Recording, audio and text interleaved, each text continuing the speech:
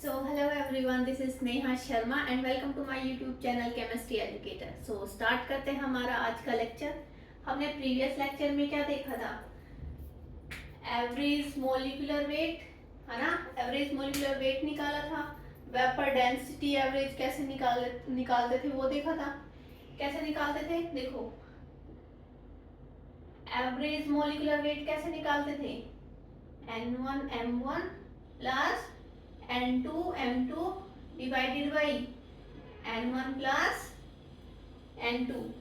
Clear? और क्या था?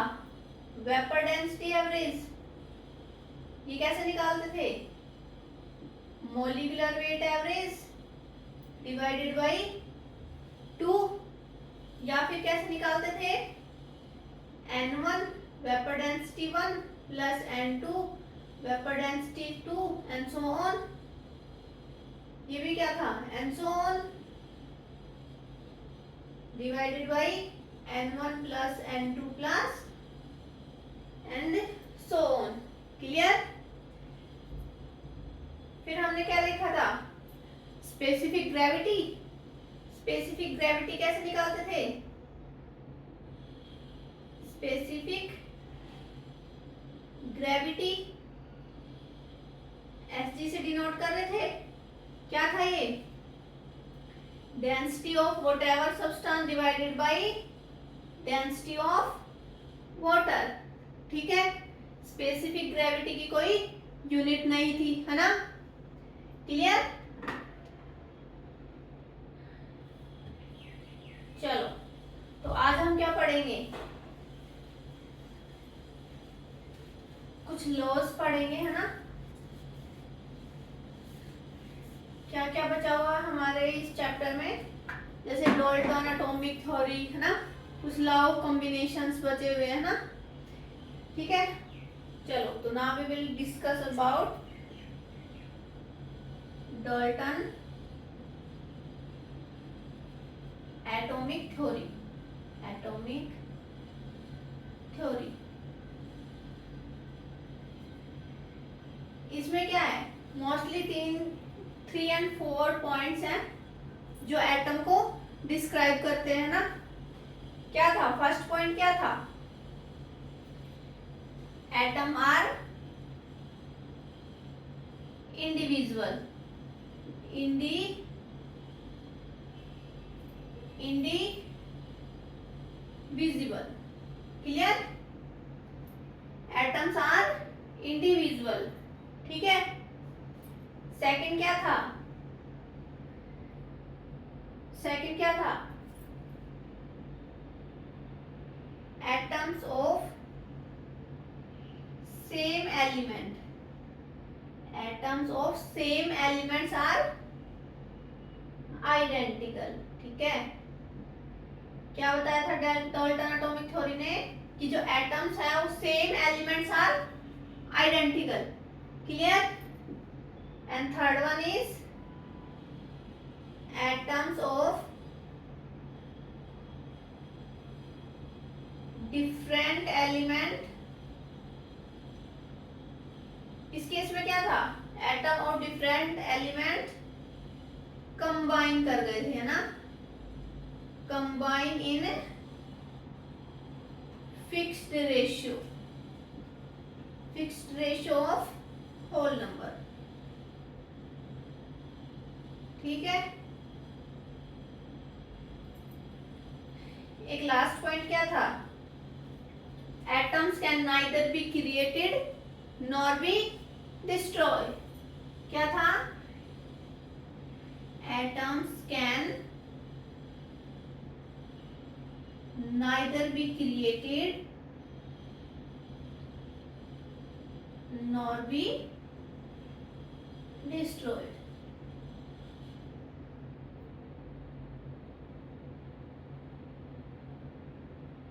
क्लियर?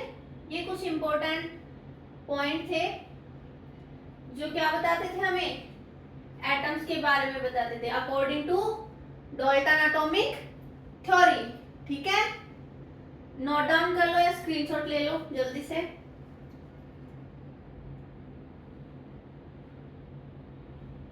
चलो, नेक्स्ट क्या था? Next topic is laws of chemical combination. ठीक है, कौन कौन से लॉज थे देखो। Next topic is laws of chemical combination. ठीक है, इसमें फर्स्ट लॉ क्या था हमारा? Laws of conservation of mass. ठीक है, फर्स्ट क्या पढ़ेंगे हम? Law of conservation of mass. ये लॉज हमें क्या कहता है? ये लॉ हमें क्या कहता है कि mass can neither be created nor be destroyed. Mass को हम ना तो क्रिएट कर सकते हैं और ना ही डिस्ट्रॉय कर सकते हैं। Law of conservation of mass states that क्या था? in a chemical reaction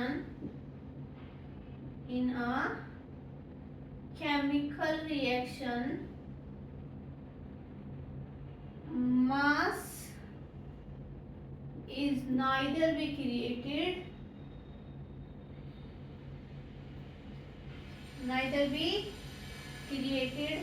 nor be destroyed। Clear? तो इसका सिंपल यूज क्या होगा? जो मास ऑफ रिएक्टेंट है, मास ऑफ रिएक्टेंट वो किसके इक्वल हो जाएगा? Mass of product. Clear? Mass of reactant equal to mass of product. किसके केस में? Law of conservation of mass. Clear? जैसे for example reactant goes to product. Initially अगर मैं बोलूं, इनिशियली रिएक्टेंट था हमारा 10 ग्राम। ठीक है, इनिशियली प्रोडक्ट क्या हो गया? फिर 0। इनिशियली प्रोडक्ट क्या था? 0। बट फाइनली मान लो प्रोडक्ट कितना बन गया? 6 ग्राम, है ना? तो फिर रिएक्टेंट कितना बचा? कितना बचा? 4 ग्राम। क्लियर? टोटल कितना था रिएक्टेंट? 10 ग्राम। इनिशियली प्रोडक्ट कितना था? 0। 10 ग्राम में फाइनली प्रोडक्ट कितना बना? 6 ग्राम। तो जो रिएक्टेंट बचा वो कितना बचा? 4 ग्राम। ठीक है, इन अदर वे हम और कैसे लिख सकते हैं इसको? मास of reactant plus mass of product initially किसके इक्वल होगा? मास of reactant plus mass of product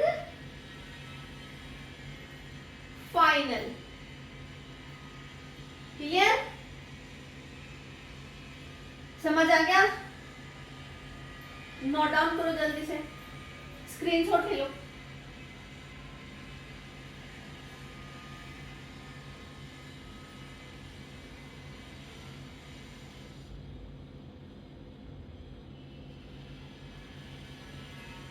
देखो नेक्स्ट लो क्या है?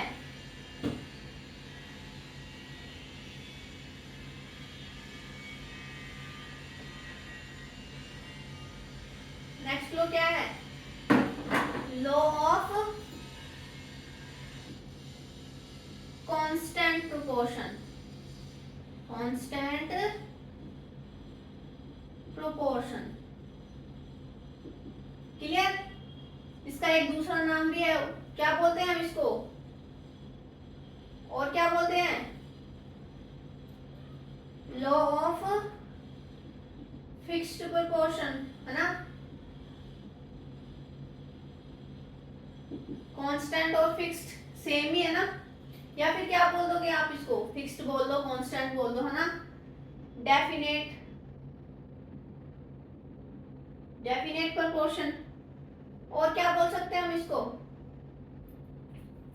और क्या बोल सकते हैं, लॉ ऑफ कांस्टेंट कंपोजिशन, ठीक है, क्या बोल सकते हैं, लॉ ऑफ कांस्टेंट कंपोजिशन। ये हमें क्या बताता है, ये क्या बताता है हमें, जस्ट फॉर एग्जांपल हम वाटर का ले लेते हैं ना, देखो कोई भी वाटर, जैसे रेन वाटर हो गया, सी वाटर या ओशियन वाटर, है ना, ग्राउंड वाटर या रिवर वाटर हो गया, क्लियर। तो उनमें जो वाटर का फॉर्मूला होगा वो क्या होगा, ऑलवेज H2O। हम कोई भी टाइप का वाटर ले, उसमें फॉर्मूला क्या होगा वाटर का, ऑलवेज H2O, ठीक है।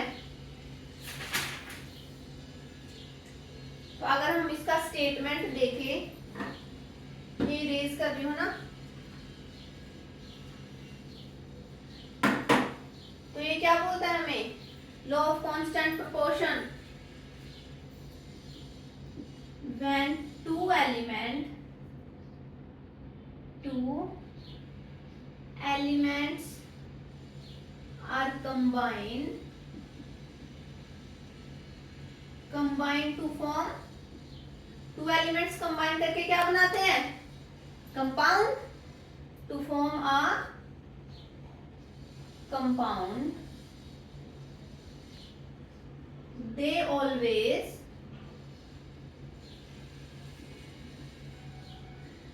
react in a fixed proportion, है ना, fixed proportion by mass, clear. To elements combine करके कंपाउंड बनाते हैं, और वो भी किसमें, फिक्स्ड प्रोपोर्शन, है ना, बाय मास। और हम कैसे बोल सकते हैं इसको, इन अ कंपाउंड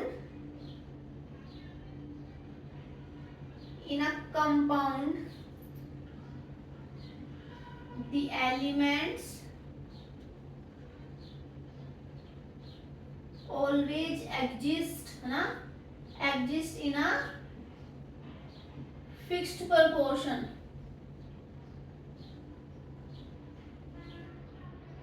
प्रोपोर्शन बोल दो या क्या बोल दो, ratio, fixed ratio by mass, clear.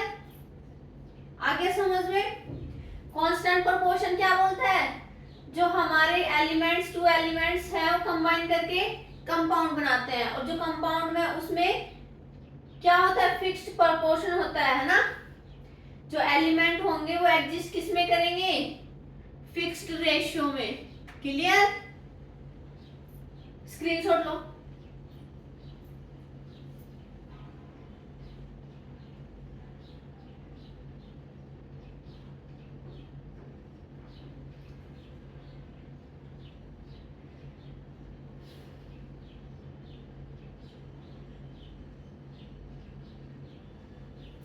देखो नेक्स्ट लॉ क्या है,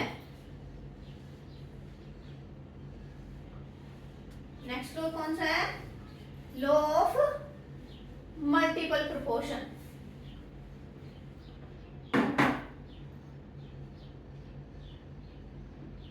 law of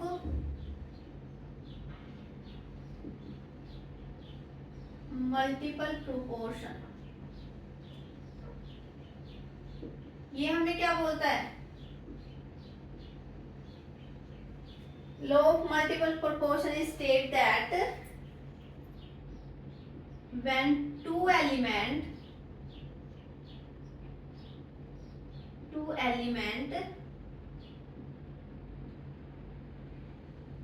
combine to form more than one compound, एक से ज्यादा कंपाउंड फॉर्म करते हैं, है ना, the mass of an element, that compound more than one compound, the mass of an element that combine with a fixed mass of other element. Clear? Are in simple ratio.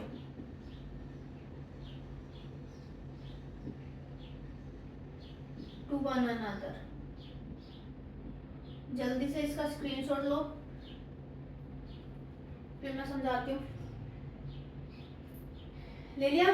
देखो क्या बोल रखा है, law when two elements combine to form more than one compound, है ना।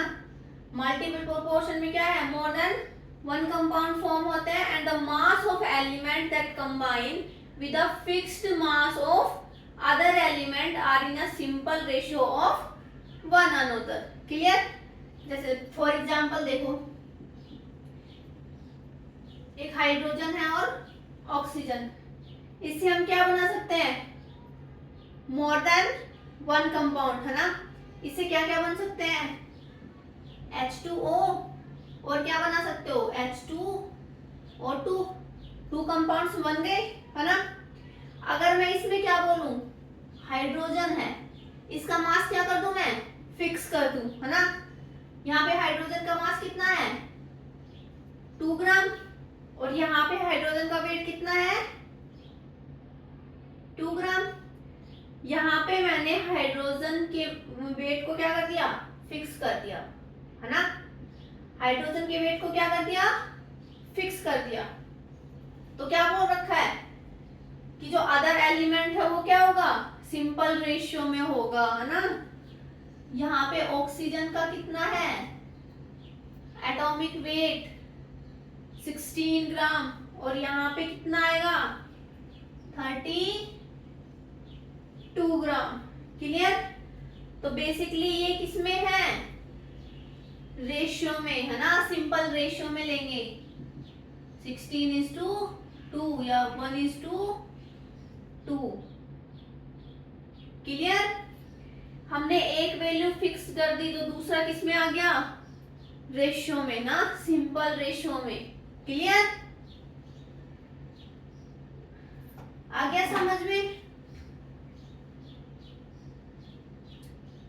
ठीक है, तो नेक्स्ट लॉ क्या है हमारा, वो ज्यादा इंपॉर्टेंट नहीं है, ठीक है। कौन सा लॉ है, लॉ ऑफ रेसिप्रोकल प्रोपोर्शन। क्या है, लॉ ऑफ रेसिप्रोकल प्रोपोर्शन। इसमें क्या बताता है हमें, देखो पहले इसकी स्टेटमेंट लिखो, if two different element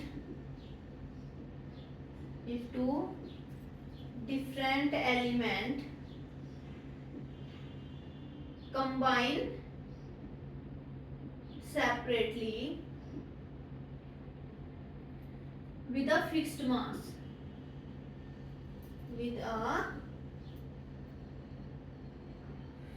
mass of a third element,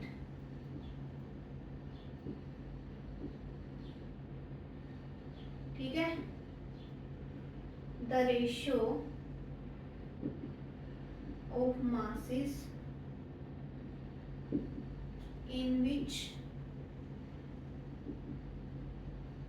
they do so is an integral multiple of the mass ratio.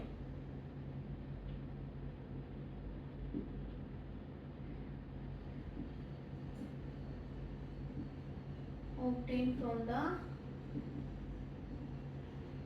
third element. Screenshot लो जल्दी।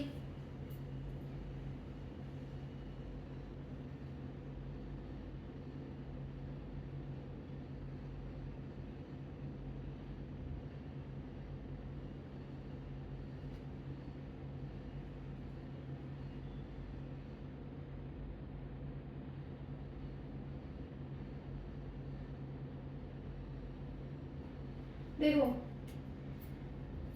एग्जाम्पल से समझाती हूँ। ये क्या बोल रखा है, जो टू डिफरेंट एलिमेंट है वो कंबाइन करते हैं सेपरेटली किसके साथ, थर्ड एलिमेंट के साथ विद फिक्स्ड मास। क्लियर। तो जो रिमेनिंग बच गए टू मासेस वो किस में ऑब्टेन होंगे, इंटीग्रल मल्टीपल में, है ना। रेशियो हम उसका रेशियो लेंगे। क्लियर। देखो फॉर एग्जांपल जैसे मैंने ले लिया, एक है एलिमेंट कार्बन, एक है हाइड्रोजन और एक है ऑक्सीजन। क्लियर। हमने कोई एक ये एलिमेंट है इसको क्या कर दिया, फिक्स। क्लियर। इसको फिक्स कर दिया तो कार्बन हाइड्रोजन के साथ कंबाइन करके क्या बनाएगा, जैसे फॉर एग्जांपल CH4 बना दिया। ठीक है, तो ये कंपाउंड बना दिया। कार्बन ऑक्सीजन के साथ कंबाइन करके क्या बनाएगा, इसके साथ कंबाइन करेगा, फॉर एग्जांपल ले लो CO2 बना दिया, है ना। क्लियर।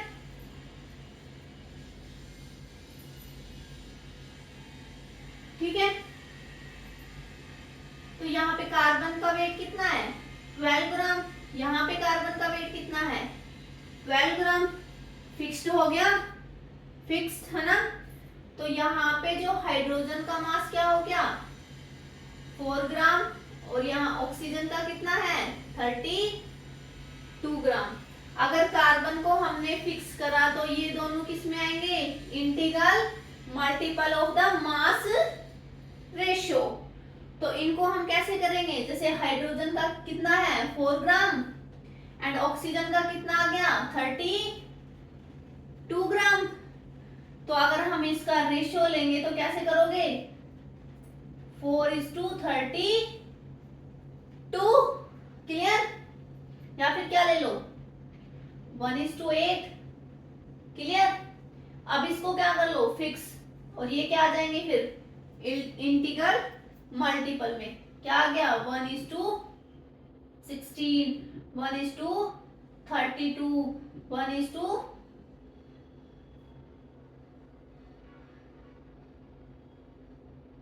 सही है ना, हाँ 64 एंड सो ऑन। ठीक है। क्लियर। आ गया समझ। देखो एक एग्जांपल से और समझाती हूँ।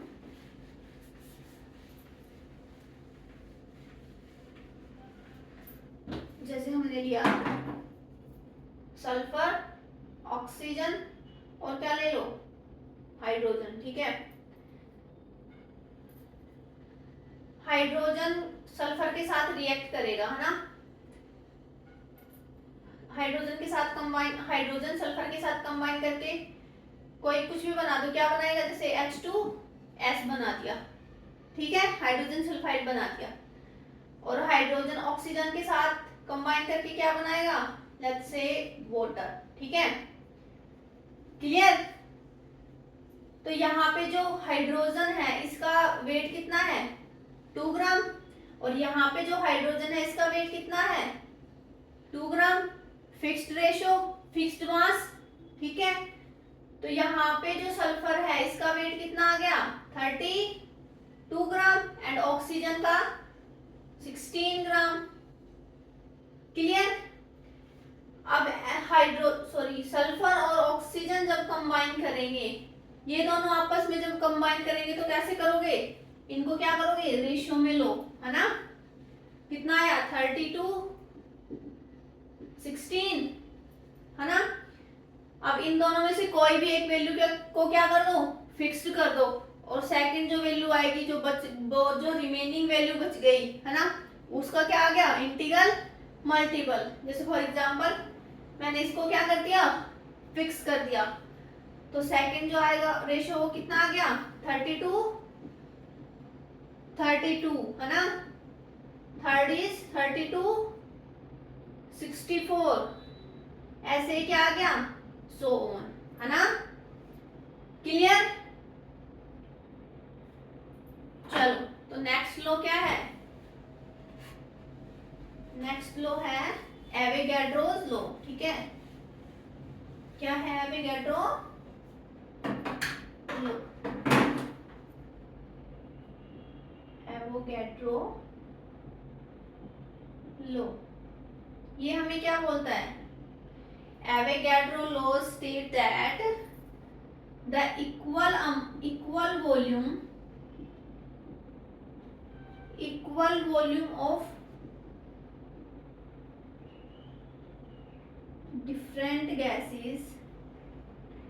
equal volume of different gases under same condition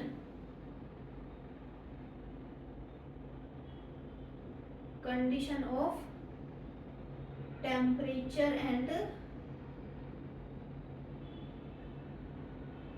pressure, है ना, contain equal number of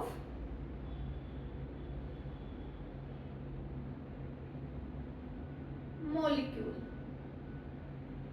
Avogadro law में हम किससे रिलेट करेंगे? नंबर ऑफ मॉलिक्यूल से, है ना, नंबर ऑफ एटम से रिलेट नहीं करेंगे। किससे करेंगे? नंबर ऑफ मॉलिक्यूल से। क्लियर? क्या बोल रहा है? Equal volume of different gases under same condition. क्या होना चाहिए? Same temperature and pressure. तो उसमें क्या होगा? जो नंबर ऑफ मॉलिक्यूल्स है वो क्या हो जाएंगे? इक्वल। ठीक है? जैसे सपोज करो तुम्हारे पास 2 कंटेनर है ना, suppose you have 2 container. First container है जैसे हीलियम गैस है इसमें, ठीक है, and volume is 5 litre. Clear? और जैसे प्रेशर है 1 atmosphere and temperature let's say 30 degree Celsius. ठीक है? एक दूसरा कंटेनर लिया, वो क्या है? इसमें हीलियम नहीं हो सकती, है ना, डिफरेंट गैसेस हैं, तो यहाँ ऑक्सीजन ले लेते हैं। ठीक है? इसकी वॉल्यूम भी कितनी है? 5 लीटर, प्रेशर भी 1 atmosphere and temperature is also 30 degree Celsius. Clear? Condition क्या है? दोनों की सेम। तो अगर मैं अगर बोलूं कि इस कंटेनर में 100 मॉलिक्यूल्स हैं, तो फिर इस कंटेनर में कितने हो जाएंगे? सेम कंडीशन में क्या हो जाएंगे? Equal number of molecules. क्या हो जाएंगे? Equal number of molecules. तो अगर इसमें 100 मॉलिक्यूल्स होंगे तो सेम कंडीशन में इसमें कितने हो जाएंगे? इसमें भी कितने आ जाएंगे? 100 मॉलिक्यूल्स। क्लियर? जैसे फॉर एग्जांपल ये आप बताना, ठीक है? चलो मैं इसको स्क्रीनशॉट ले लो इसको पहले। चलो क्या था? देखो एक कंटेनर है, ठीक है, टेम्परेचर एंड प्रेशर।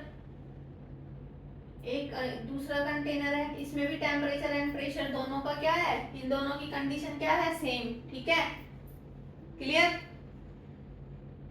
ये है 20 लीटर का और ये है, चलो ये मान लो 10 लीटर है और ये क्या है? 20 लीटर। क्लियर? इसमें है 5 मॉलिक्यूल्स, इसमें 5 मॉलिक्यूल्स है, 10 लीटर कंटेनर है, टेम्परेचर एंड प्रेशर कुछ भी मान लो।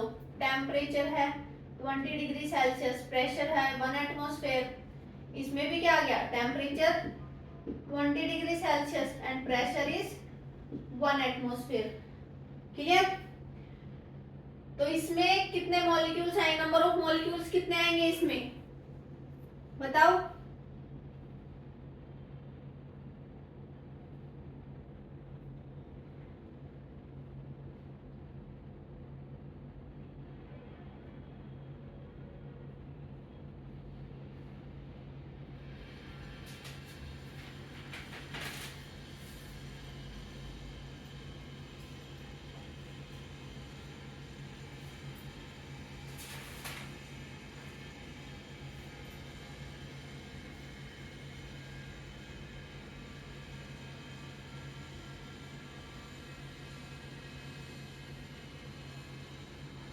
हो गया सोल्व?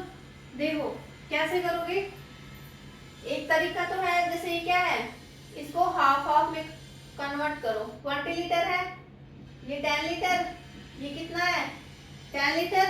कंडीशन क्या है, इसमें भी temperature 20 degree Celsius, pressure 1 atmosphere, इसमें भी क्या है टेम्परेचर 20 डिग्री सेल्सियस और प्रेशर 1 एटमॉस्फेयर। क्लियर?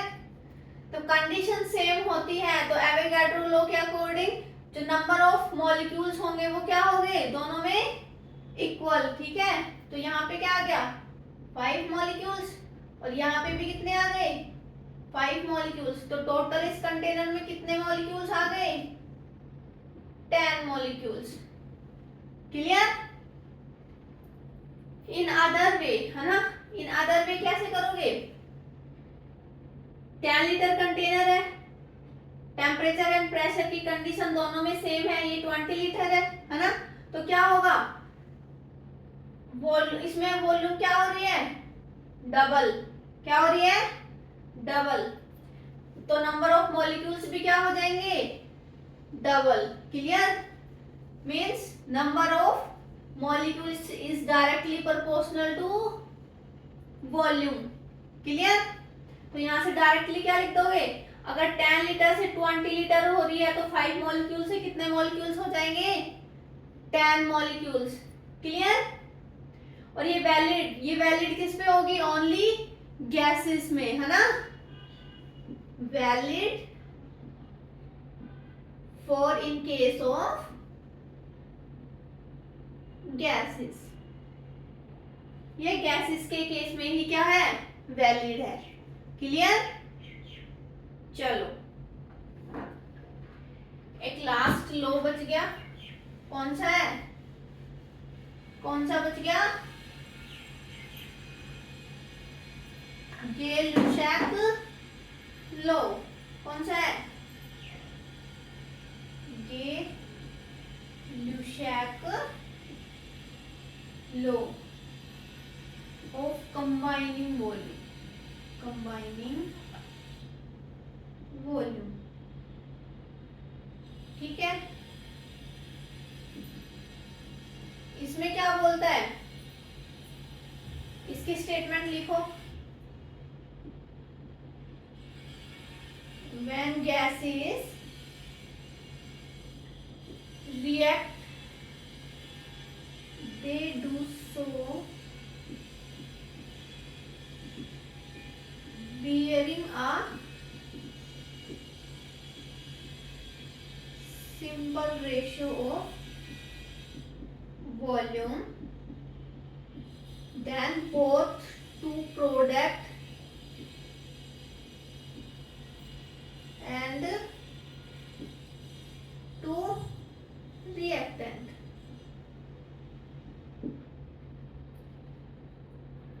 क्लियर? और यहाँ पे कंडीशन क्या होनी चाहिए,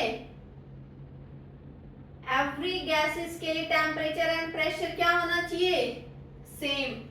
the condition is same value of या same temperature and pressure throughout. Clear? तो यहाँ पे क्या आ गया, जैसे हमने लिमिटिंग रिएजेंट निकाला था ना, तो उसके बिहाफ पे हमने कंजम्पशन निकाला था उसका, तो कैसे निकाला था बाय मोल्स, तो ये मोल्स किससे रिलेट करेंगे वॉल्यूम से, है ना। जैसे सिमिलरली हम बाय मोल्स निकालते थे, ऐसे ही हम क्या निकालेंगे बाय वॉल्यूम निकालेंगे, है ना। तो फॉर एग्जांपल यहाँ पे टेम्परेचर एंड प्रेशर जो कंडीशन है क्या है, टेम्परेचर एंड प्रेशर क्या होना चाहिए सेम। क्लियर? तो फॉर एग्जांपल जैसे मैंने लिया H2 plus Cl2, 2HCl। Clear? तो फॉर एग्जांपल जैसे मैंने लिया ये, इसके हैं 2 मोल्स, ना सॉरी 5 मोल्स, इसके आ गए 2 मोल्स, तो HCl के लिए कितने मोल्स आएंगे, कितने मोल्स प्रोड्यूस होंगे HCl के लिए। तो मान लो जैसे यहाँ पे लिमिटिंग रिएजेंट कौन सा है, limiting reagent chlorine, limiting reagent chlorine है, इसका कंजम्पशन होगा 100% 0। तो हाइड्रोजन के लिए कितना आ गया 2 1:1 है ना, 1 क्लोरीन में 1 क्लोरीन रिक्वायर्ड टू 1 हाइड्रोजन, ठीक है, तो 2 chlorine required to 2 hydrogen, clear. तो यहां से कितना आ गया 3, तो 1 क्लोरीन रिएक्ट करके या 1 क्लोरीन कितना प्रोड्यूस कर रही है 2 ऑफ HCl, है ना, लिमिटिंग रिएजेंट्स के रिगार्डिंग देखेंगे ना, तो ये यहाँ पे क्या आ गया +4, ठीक है। ये क्या था बाई मोल्स, अगर हम by litre sorry by volume निकालें तो क्या आ गया, ये सिंपल आ गया, जैसे बाई मोल्स निकालते थे ऐसे क्या निकाल देंगे वॉल्यूम निकाल देंगे, क्लियर। चलो जैसे फॉर एग्जांपल स्क्रीनशॉट लो जल्दी,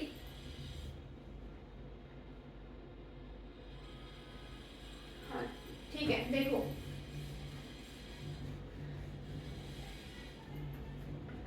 क्या है example,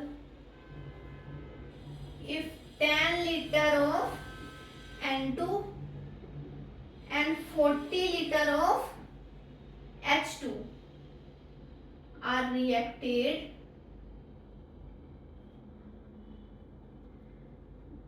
so what is the volume, what is the volume of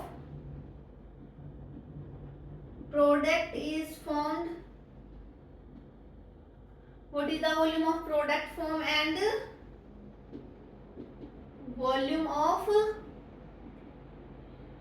reactant left behind।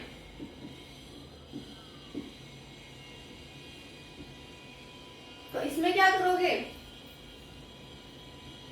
Firstly reaction लिखो N2 प्लस H2 गिव्स क्या आएगा अमोनिया, हो गई बैलेंस, रिएक्शन आ गई। N2 का कितना दे रखा है 10 लीटर, हाइड्रोजन 40 लीटर, क्लियर। तो क्या पूछ रखा है हमें वॉल्यूम ऑफ प्रोडक्ट फॉर्म मतलब NH3, ठीक है, और क्या पूछ रखा है वॉल्यूम ऑफ रिएक्टेंट बिहाइंड, कितना रिएक्टेंट बचा, ठीक है, किसमें बाई वॉल्यूम, क्लियर। किसमें पूछ रखा है इन वॉल्यूम में, क्लियर। तो इसके लिए कैसे निकालोगे limiting reagent, first of all क्या है इसमें लिमिटिंग रिएजेंट, यहाँ नाइट्रोजन है ना, लिमिटिंग रिएजेंट नाइट्रोजन, तो इसका कंजम्पशन होगा, कंज्यूम कराइए -10 लीटर 0, तो यहां से कितना आ गया 1 nitrogen required to 3 of hydrogen means 10 multiply by 3 कितना आया 30, 10 लीटर, क्लियर। तो यहां से कितना आ गया 1 and 2 प्रोड्यूस कितना कर रहा है 2 NH3 कितना आया 10 मल्टीप्लाई बाई 2 प्लस 20। तो यहां से हमें क्या पूछ रखा है volume of product form, product कितना फॉर्म हुआ हमारा 20 लीटर, कितना हुआ 20 लीटर, और क्या पूछ रखा है volume of reactant left behind, कितना रिएक्टेंट बचा, कितना बचा, ये तो 100% कंज्यूम हो गया, बचा कितना 10 लीटर है ना, तो रिएक्टेंट कितना है 10 लीटर, क्लियर। चलो नेक्स्ट एग्जांपल वो आप सोल्व करने का ट्राई करो, ठीक है। फिर हम कुछ एनसीईआरटी के क्वेश्चन देख लेंगे, एक तो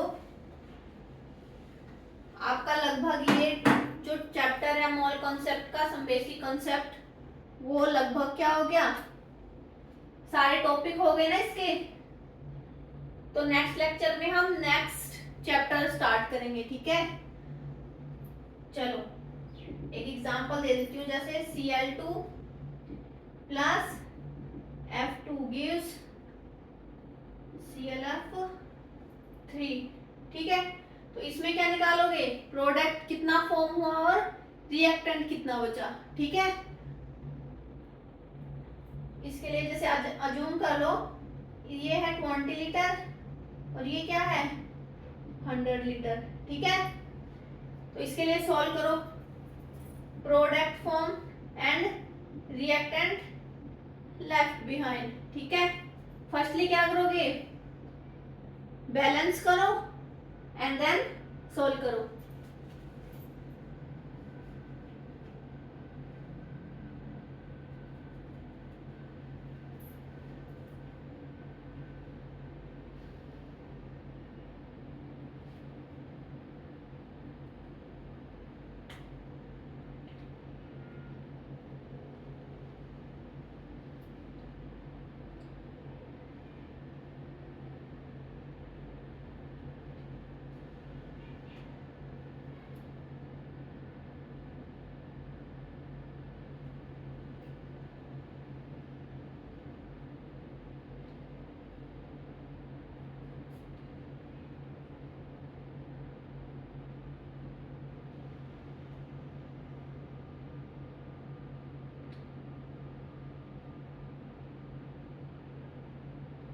देखो कैसे करोगे, यहाँ पे लिमिटिंग रिएजेंट क्या है, फर्स्टली इसको सॉल्व करो, क्या आएगा,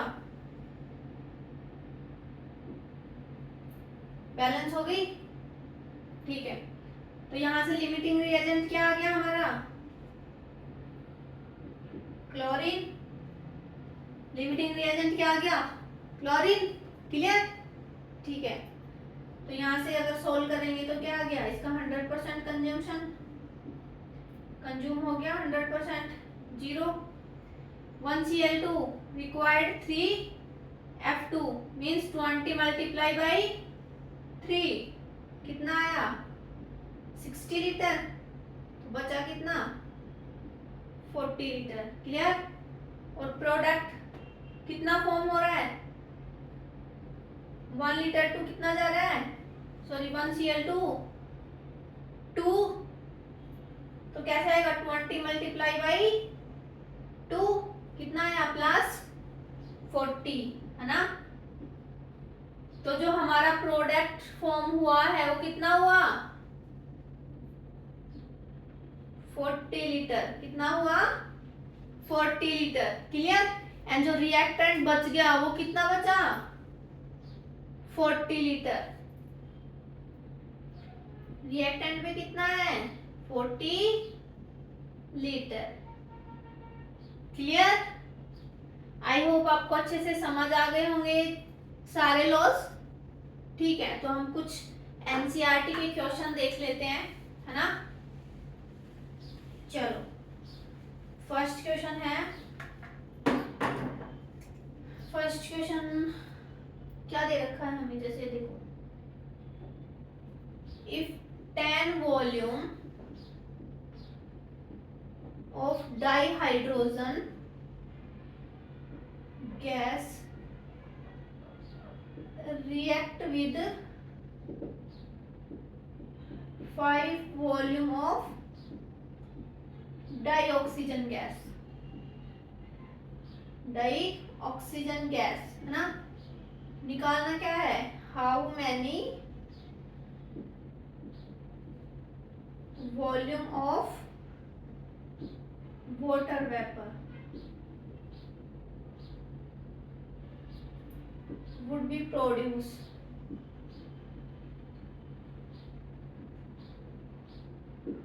मीन्स क्या निकालना है, volume of product is formed. ठीक है, तो इसको सॉल्व करो,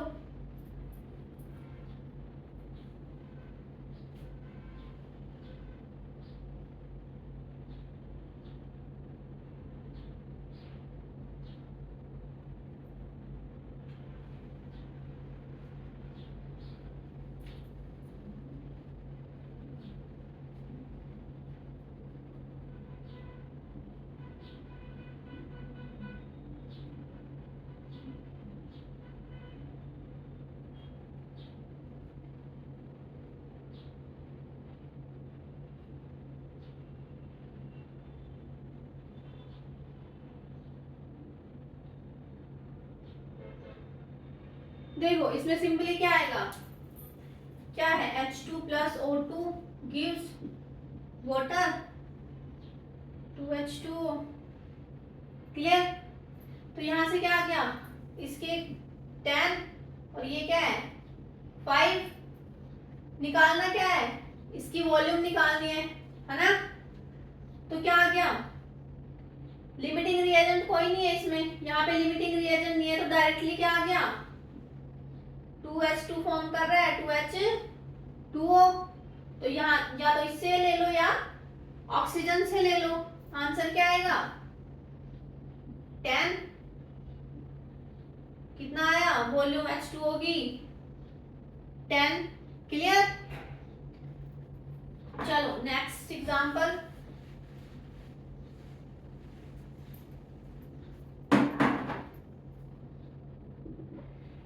क्या दे रखा है, di nitrogen and di hydrogen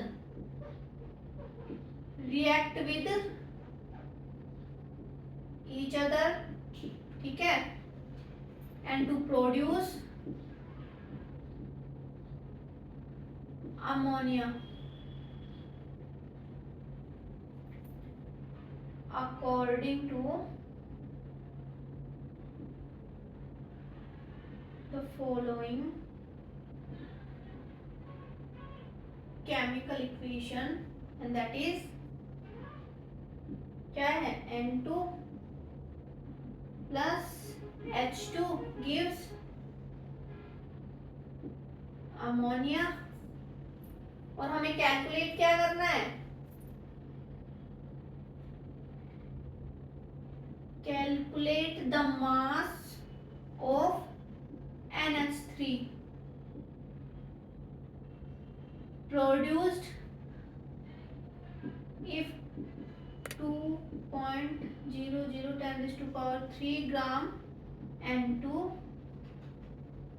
react with 1 into 10 raised to power 3 gram of H2। ठीक है, ये डेटा दे रखा है, निकालना क्या है मास ऑफ अमोनिया। तो इसके लिए सॉल्व कर दो।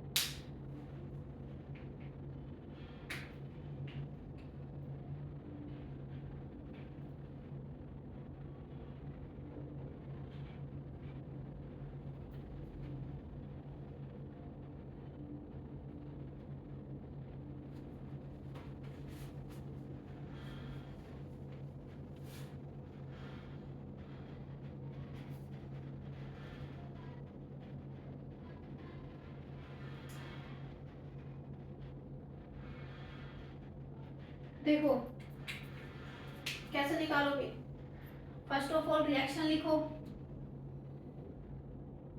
N2 plus H2 gives 2NH3 balance करो, ठीक है। N2 के लिए कितना दे रखा है हमें, वेट दे रखा है ना,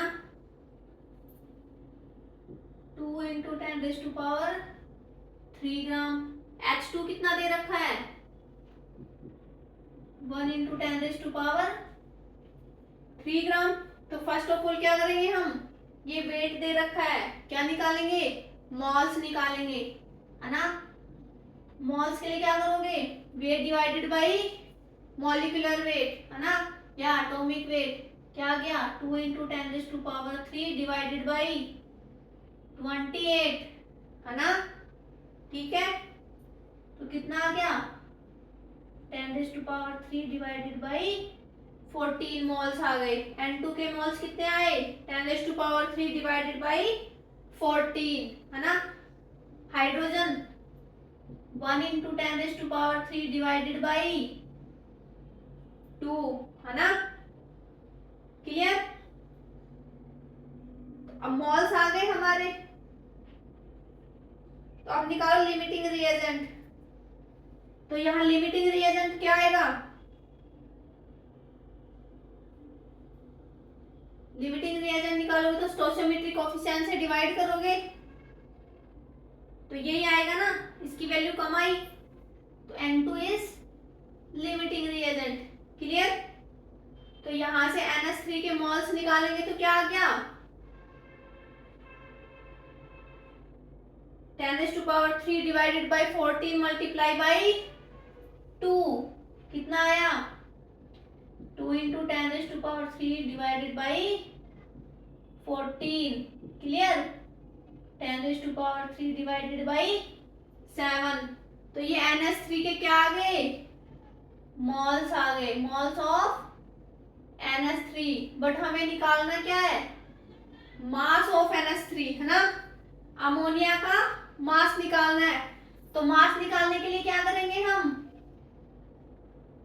मॉल्स को किससे मल्टीप्लाई कर देंगे, मॉलिक्यूलर वेट ऑफ अमोनिया। तो अमोनिया का मॉलिक्यूलर वेट कितना होता है, 14 + 3 17, क्लियर। कितना आया, 17 डिवाइडेड बाई 7। ये ग्राम में, किलोग्राम में कन्वर्ट करोगे तो क्या आ गया, 10⁻³ gram equal to 1 kilogram, clear.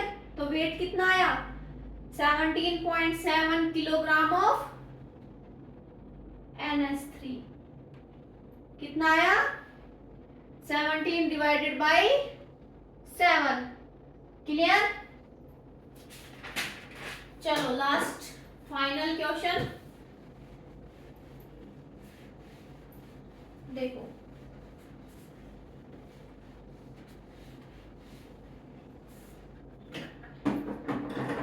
क्या दे रखा है हमें,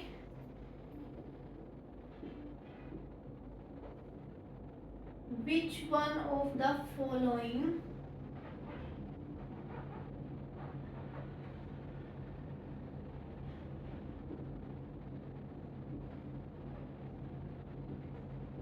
largest number of atom, largest number of atom बताना है ना। ऑप्शन इज क्या है, 1 ग्राम ऑफ गोल्ड, सेकंड क्या है 1 gram of sodium, third option 1 gram of lithium, and fourth is 1 gram of chlorine, ठीक है। तो इनमें से बताना है कि जो लार्जेस्ट नंबर ऑफ एटम है वो कौन सा है। तो कैसे सोल्व करोगे इसको सोल्व करो जल्दी।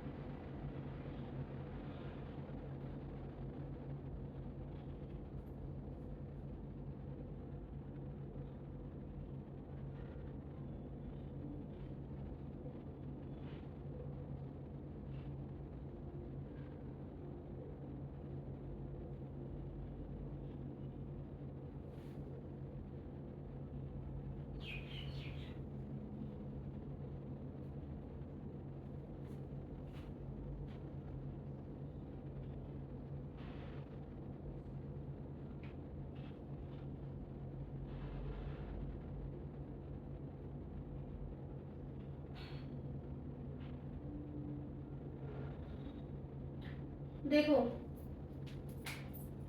नंबर ऑफ एटम्स कैसे निकालते हैं हम, number of atoms, number of moles multiply by Avogadro number. Clear? इन सब के लिए एवोगैड्रो नंबर की वैल्यू तो सेम है, तो किसके भी हाफ पे निकालेंगे, नंबर ऑफ मोल्स। तो नंबर ऑफ मोल्स कैसे निकालते हैं, weight divided by gram atomic weight. यहाँ पे क्या पूछ रखा है, एटम्स, नंबर ऑफ एटम्स, तो यहाँ क्या लेंगे, ग्राम एटॉमिक वेट। वेट सबका कितना दे रखा है, इक्वल है, तो किसके बिहाफ पे देखेंगे हम, ग्राम एटॉमिक वेट। तो यहाँ मेरे को बताओ, अगर मैक्सिमम वैल्यू रखने पर इसकी वैल्यू बढ़ेगी या मिनिमम वैल्यू रखने पर इसकी वैल्यू ज्यादा होगी, मिनिमम। तो अब देख लो इन चारों में से जिसकी वैल्यू मिनिमम है वही क्या आ गया, लार्जेस्ट नंबर ऑफ एटम। कौन सा आएगा, इसका ग्राम एटॉमिक वेट कितना है, गोल्ड का एटॉमिक वेट कितना है 197, सोडियम का कितना है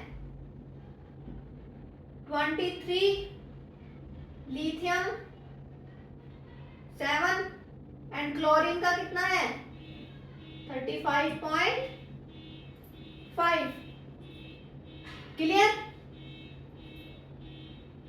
तो लार्जेस्ट नंबर ऑफ एटम्स इनमें से किसके हैं,